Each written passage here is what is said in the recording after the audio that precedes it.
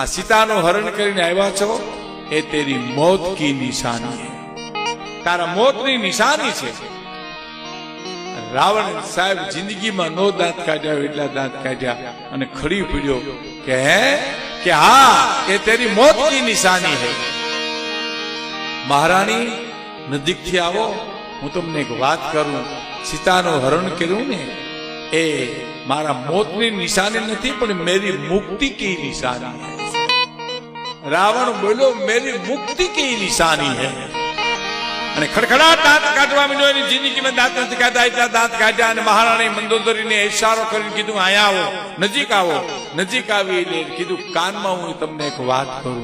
શું વાત કરે છે કે મહારાણી તમને ખબર છે હું એને ખંભે બિહાડીને લઈ આવ્યો છું। આ તો આ લંકાપતિ રાવણ કહી શકે, શિવનો ઉપાસક કહી શકે સાહેબ, સમજી વિચારી વેર બાંધ્યું તું એને અને એ કહી શકે કે હું એને ખંભે બેસાડીને લઈ આવ્યો છું। મંદોદરી તમને ખબર છે ત્રણ વ્યક્તિને જ ખંભે બેહાડાય, કાં દીકરીને ખંભે બેહાડાય, કાં બેનને ખંભે બેહાડાય અને કાં માને ખંભે બેહાડાય, ચોથી વ્યક્તિને ખંભે ન બેહાડાય।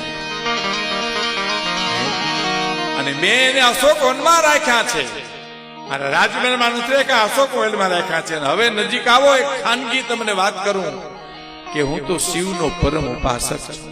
મુક્તિ તો મારી મુઠ્ઠીમાં છે, મારે એકને તરવું નથી, મારે આખા મારા કુળને તારવું છે અને મારા કુળને તારવું છે એટલે હું મારી માને લઈ આવ્યો છું। મારી માને અહીં લઈ આવું નહીં તો મારો બાપ અહીં સુધી ધક્કો ન ખાતો, એટલા માટે હું લઈ આવ્યો છું। એ તો મેરી મુક્તિ કી નિશાની, મારે મારા કુળને તારવું છે। એ આજ રામનો છે સાહેબ।